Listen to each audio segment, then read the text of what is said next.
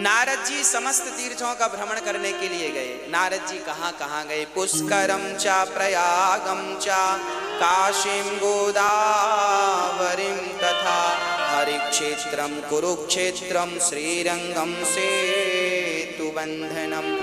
नारद जी बोले मैं समस्त तीर्थों में गया पर ना पश्यम पुत्र मिच्छर महामनः संतोष कार्यकम, मुझे कहीं शांति नहीं मिली। नारद जी सारा संसार, एक बार नारद जी आ गए आपके यहाँ, वृंदावन भी आए और हैदराबाद भी गए। नारद जी काहे को गए? शांति देखने गए। शांति कहाँ है?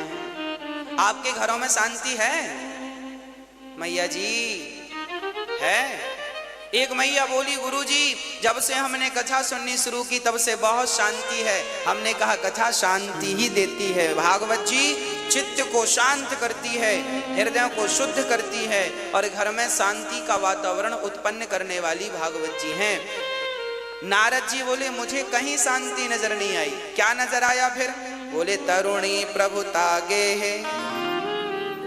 घर में नई नई बहुओं की चल रही है, सासू माँ की कोई पूछ ही नहीं।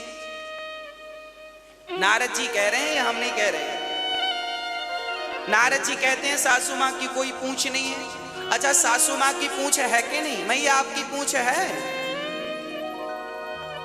हाँ? हनुमान जी की तो पूछ थी, आपकी है कि नहीं? राम जाने। है पूछ? है। सारा झगड़ा इस पूछ का ही है। महाराज जी हमें पूछा नहीं, महाराज जी हमें बैठने को भी नहीं पूछा, महाराज जी हमें चाय को भी नहीं पूछा। झगड़ा किस बात का है? बहू कहती है सास ने फटी साड़ी को नहीं पूछा, तो सास कहती है तुमने कब पूछा हमसे खाने को। सारे घरों में झगड़ा किस बात का है? पूंछ का। इसलिए हनुमान जी लंका गए थे तो अपनी इस पूंछ में आग लगवा के आए थे। जितने जल्दी हो सके आप लोग भी अपनी अपनी पूंछ को जला दो, होली आ रही है। जला दो इस पूंछ को, नहीं तो ये पूंछ आपको जलाएगी। ये जो अहंकार की पूंछ है ना, हमें नहीं पूछा, हमें नहीं पूछा, अरे नहीं पूछा तो नहीं पूछा, तुम काहे मरे जा रहे हो? क्यों परेशान हो रहे हो? अपनी अहंकार की पूंछ को जलाकर भस्म कर दो, तब शांति मिलेगी। कोई पूछे ना पूछे, मेरी मां आप लोगों ने अपने चाबी दूसरों को दे रखी है। प्रॉब्लम यहां आप बहिर्मुखी हो। देखना दो बातें हैं। एक व्यक्ति वो है जो बहिर्मुखी है। बहिर्मुखी किसे कहते हैं? जो बाहर ज्यादा देखता हो। एक व्यक्ति वो होता है जो अंतर्मुखी होता है। बाहिर्मुखी वाला व्यक्ति ऐसा होता है, आपने हमें गाली दी हमें बुरा लग जाएगा, हमें फलाने ने गाली दी। ये बहिर्मुखी आदमी है। स्त्री और पुरुष दोनों को बोल रहा हूं। आप बहिर्मुखी हैं तो सास की बात बुरी लगेगी, बहू की, जेठानी की, देवरानी की, पड़ोसी की, पड़ोसन की, सबकी बात बुरी लग सकती है। हमें पूछा नहीं, क्योंकि आप बहिर्मुखी, आप बाहर के व्यवहार को देख रहे हैं। जबकि अंतर्मुखी, अंतर्मुखी कौन है? जो बाहर से कोई मतलब ना रखे, जो अंदर में भगवान का चिंतन करता हुआ, सबको भगवान जानकर प्रणाम करता हुआ आगे बढ़ता रहे, वह व्यक्ति अंतर्मुखी है, शांत चित्त। उसे कोई फर्क नहीं पड़ता कि आप हमें गाली दे रहे हैं या आप हमारे सामने हाथ जोड़ के खड़े हैं, कोई फर्क नहीं पड़ता। जो व्यक्ति बहिर्मुखी है, आज वो व्यक्ति बहुत दुखी है। हमारे साधु संत जो जंगल में जा जा के उल्टे लटके रहते हैं, भजन करते हैं, ये क्या कर रहे हैं? ये अपने आप को अंतर्मुखी ही तो बना रहे हैं।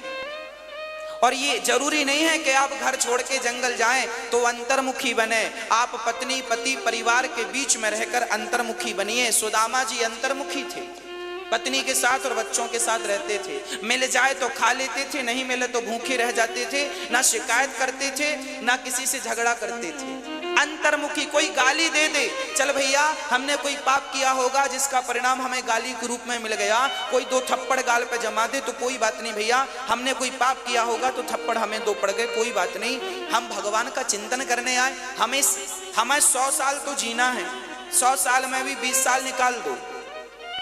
10 साल तो कुछ समझ में नहीं आया, छोटे थे, कपड़े पहनने का भी ज्ञान नहीं था। 10 साल के बच्चे को भी ठीक से कपड़ा पहनना नहीं आता, माँ पहनाती है, चलो कपड़ा पहनना आ भी जाए तो उसके कोई बहुत अच्छा सांसारिक क्रियाएं नहीं आती। 10 साल वो निकाल दो और बाद के 90 साल के बाद जिंदा रह गए तो ना चलना आएगा ना खाना आएगा, तो 20 साल ही 80 साल की एज बची। यदि 100 साल के हो तो 80 साल पकड़ के चले। ये 80 साल हमारे पास हैं, उसमें भी हमें 80 साल में 40 साल तो सोना है। पूरी रात सोता है, 12 घंटे का दिन 12 घंटे की रात, तो 40 साल सोना, बचा कितना? 40 साल। और 40 साल में फिर नहाने का समय, खाने का समय, झगड़े का समय, निंदा चुगली का समय, ये सब निकालने के बाद तुम्हारे पास बचा कितना? और जो समय बचा है वो 25, 30, 40 साल बचा है, जो 30 साल बचा है उसमें भी तुम झगड़ा ही करोगे। उसमें भी तुम ये देखोगे कि ये हमारा सम्मान नहीं किया। अब अरे करने ना करे सम्मान, सुना करे चूल्हे में जाए। तुम्हारा क्या घुर गया, क्या कम पड़ गए, तुम वजन कम हो गया, तुम्हारा सम्मान नहीं हुआ। तो ये मान अपमान सम्मान जब तक इनसे ऊपर नहीं उठते आप, तब तक आपको भगवत प्राप्ति नहीं होगी। जिन जिन संतों ने, बताओ क्या मीराबाई का अपमान नहीं हुआ? क्या मीराबाई को राणा ने यह नहीं कहा कि तूने मेरा कुल बिगाड़ दिया, संतों के बाबाओं के बीच में जा जा के नाचती है? कहते थे इसने तो कुल का नाश कर दिया, बाबाओं के बीच में जाती है, चरित्र बिगाड़ के आती है। क्या क्या ना कहा मीरा को, चरित्र से गिरी कहा, जहर पिलाया उसके ससुर ने, पर क्या हुआ? मीराबाई क्या अपमान में उलझी? बोलो। अब वो मीरा झगड़ा करती, लो मेरी सास मुझे तो चरित्रहीन कह रही है। आपको कोई जरा कह दे कि तुम जरा ऐसी हो वैसी हो तो आप झगड़ा करने लगोगी, आप बात विवाद करने लगोगी। बात विवाद में आपको नींद नहीं आएगी, समय वेस्ट होगा। जो समय भगवान के चिंतन में जाना चाहिए था वही समय अब बात और विवाद में जा रहा है। हाँ या ना? नुकसान किसका है? आप हमें गाली दे के आगे बढ़ जाएंगे, पर हम रात भर सोचते रहेंगे फलाने ने गाली दी गाली दी। आप तो आराम से सो रहे हैं, हम सोच रहे हैं, क्योंकि हम बहिर्मुखी हैं, क्योंकि हम बहिर्मुखी हैं। मीरा को गालियां दी लोगों ने, जलील किया, पर मीरा ने जानती थी इनसे झगड़ा करके क्या करेंगे, इनके मुंह क्या लगे। वो इस मान अपमान से ऊपर उठ चुकी थी। वो स्त्री मान अपमान से, बोलो मेरी मां। हाँ, तो आप लोग कब उठोगी? कब? डेट बताओ। आज उठ जाओगी? चलो अच्छा, आज उठ जाना। कोई गाली दे, देने वाला चूल्हे में जाए, आपको क्या करना? बिल्कुल शांत चित्त से भगवान में ध्यान लगाओ। नरसिंह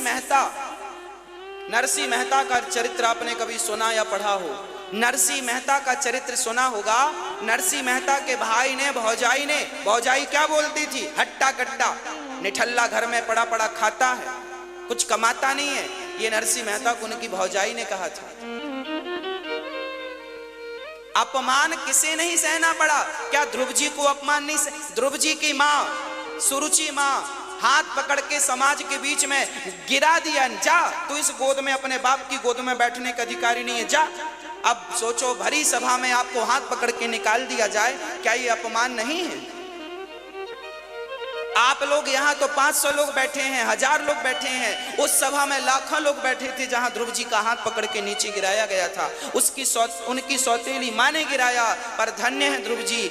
उनकी माँ के पास जब वो गए कि माँ मेरा अपमान कर दिया माँ ने, तो मान अपमान उनकी सुनी थी। माँ ने समझाया, बेटा मान अपमान त्याग दे, कोई तेरा अपमान नहीं करता, कोई तेरा सम्मान नहीं करता। जा मान अपमान का त्याग करके मन भगवान में लगा, और जब मान अपमान से मन को हटाकर भगवान में मन लगाया तो उन्हें भगवान प्राप्ति होगी। भगवान और झगड़ा करो, तुमने हमारा अपमान किया, हमारे बेटे का, हम भी तुम्हारा करेंगे, फिर करो झगड़ा, इसी में समय गुजरेगा, कोर्ट कचहरी भी जाना। तो ये करने आए हो क्या? बाहिर्मुखी बनोगे तो बहुत झगड़े हैं। बाहिर्मुखी इंसान कभी हंसता नहीं है, बाहिर्मुखी इंसान कभी ठहाका नहीं लगाता, हमेशा ही रोता रहता। बाहिर्मुखी है ना, बाहर की तरफ देखता। अंतर्मुखी बनो। क्या बनो? अंतर्मुखी बनो। बाहर की तरफ देखने ही नहीं।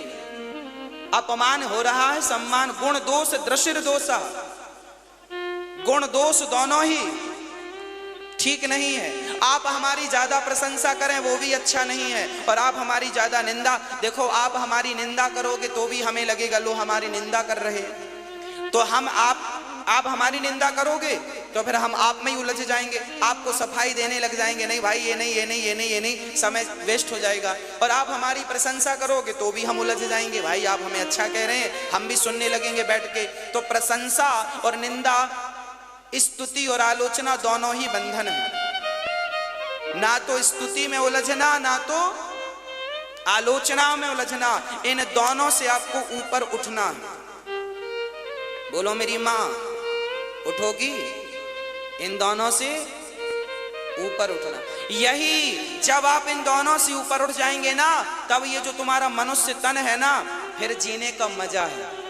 अभी कहाँ मजा है? अभी आदमी जिंदगी जी नहीं रहा है, अभी तो रो रो के गुजार रहा। महाराज जी चल रही है, गुजर रही है। कोई आनंद मिला आपको जीवन में? पूरी जिंदगी रो रो के मर जाओगे। क्यों मर जाओगे? क्योंकि तुम बहिर्मुखी थे, बहिर्मुखी हो और बहिर्मुखी मरोगे।